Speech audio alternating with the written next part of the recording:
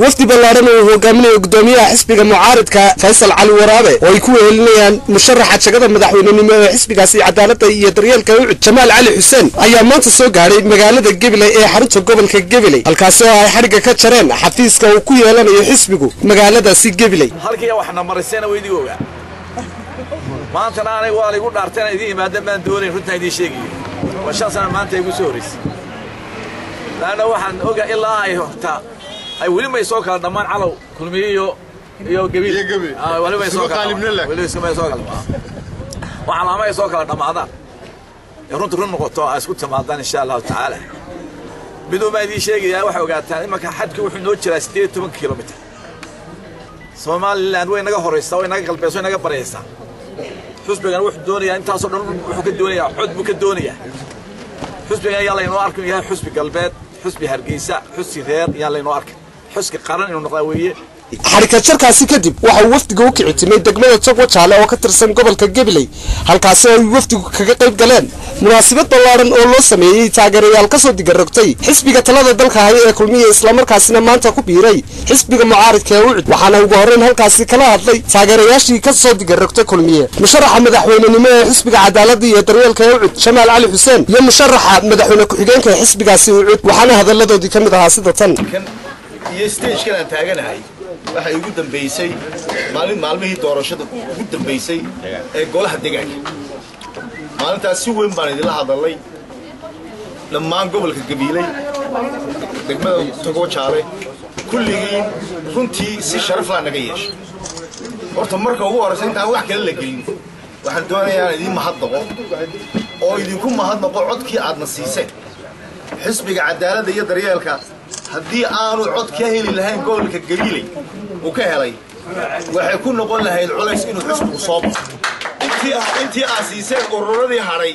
oo kaliya xataa noo soo leexsan intii kulmiye oo xaday xataa hadduu qaabto waxaan hubaa in ay maxay hayday sababta gobolkana waxaan ku tirinaa waxa la ilaalinta badanna sida uu gobolka Ohio ee dalka Mareykanka uu ka yahay ayuu ka yahay isaguna Somaliland Gabiley gobolka Gabiley waan isku wada qaadayaa gobolka Gabiley oo dhan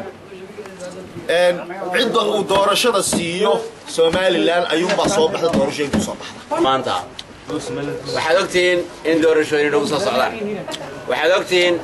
in ay xuquuq aynu u leenahay oo dastuurkiina siiyay in doorasho dhacdo ay tahay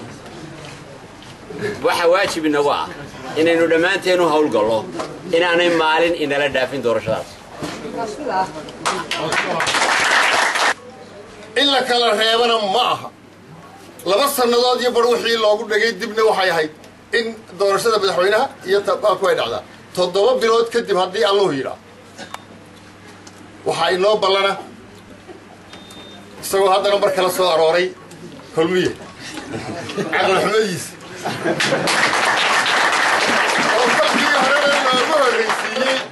لكن جوابتك قبل وين عده أضوه تا وهرادية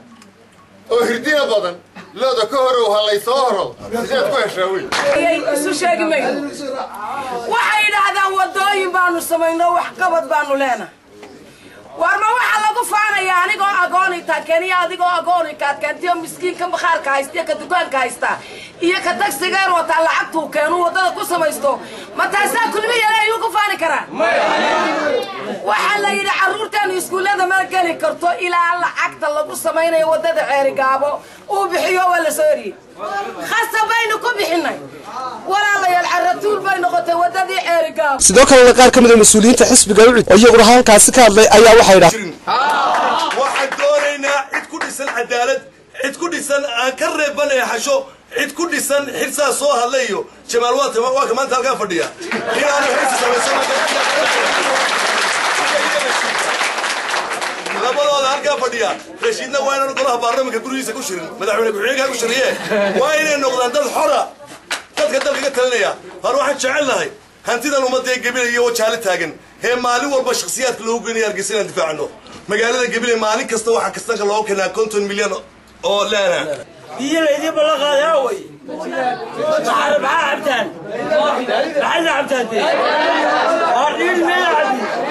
محل يجيب بلا قاضي هذا مروبة بسوابين يا عيسان بعقل ميدي شاقي